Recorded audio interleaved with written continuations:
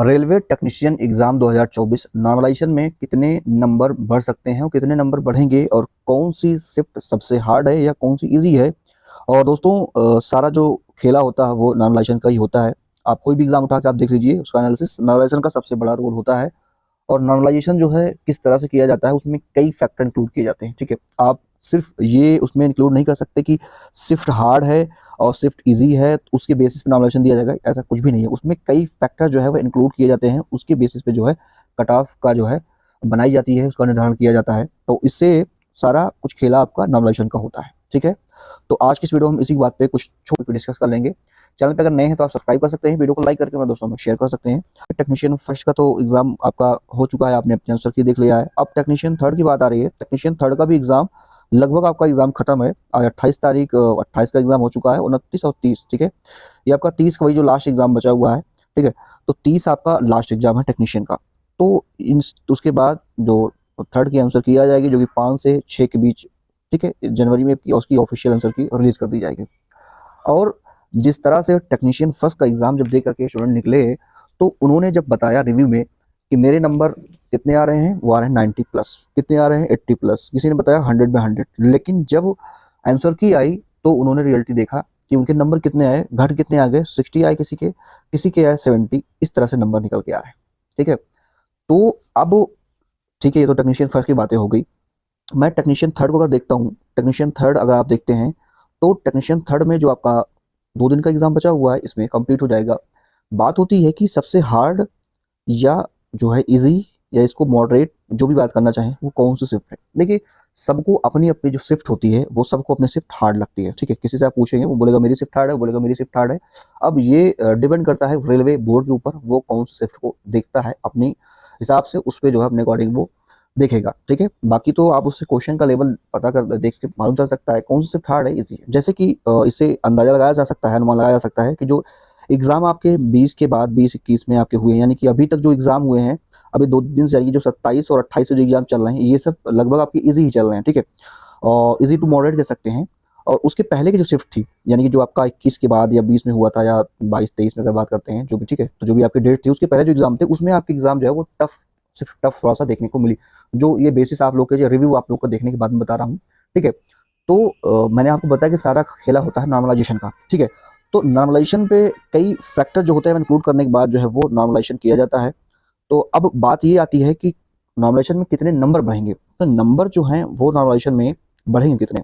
जैसे किसी की सपोज दैट हार्ड शिफ्ट है, ठीक है, रेलवे को लगा शिफ्ट हार्ड है, तो हार्ड शिफ्ट वाले को नंबर जो है वो मैक्सिमम दोस्तों आपका मैक्सिमम टू मैक्सिमम 12-15 नंबर। ठीक है, 12 से 15 नंबर तक मैक्सिमम आपका 12 से 15 नंबर तक हार्ड शिफ्ट वालों का नॉर्मलाइजेशन किया जा सकता है। इतना नॉर्मलाइजेशन का फायदा आपको मिलेगा जिनका हार्ड होगा। जिनका मॉडरेट रहा होगा, मॉडरेट वालों का, तो मॉडरेट में जो है उनका भी आप मान सकते हैं 6 से 7 नंबर का नॉर्मलाइजेशन का फायदा मिलेगा। और जिनकी शिफ्ट इजी रही होगी, इजी, उनको भी नॉर्मलाइजेशन का फायदा ज़्यादा नहीं मिलेगा, 3 से 4 नंबर, सिर्फ 3 से 4 नंबर।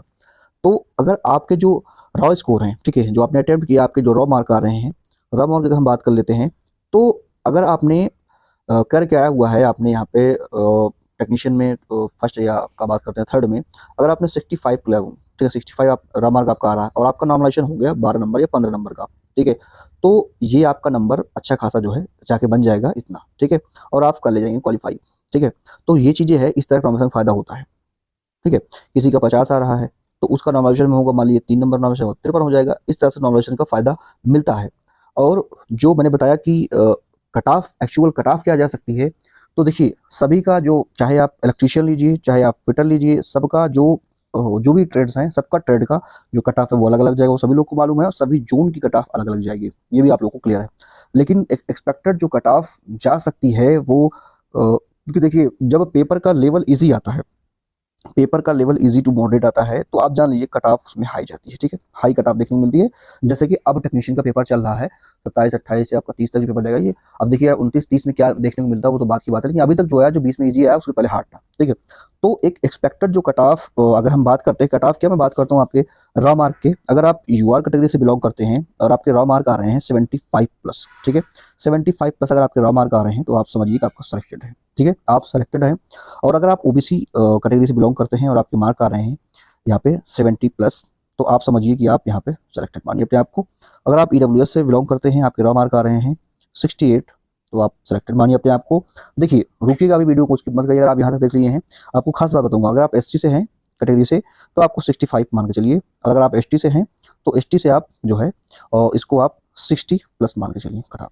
अब ये जो मैंने आपको नंबर्स बताए, रॉ मार्क मैंने बताया आपको, इसमें आपका प्लस माइनस 2 नंबर का आप कर सकते हैं, इतना वेरिएशन हो सकता है, बाकी आपको यही देखने को मिलेगा।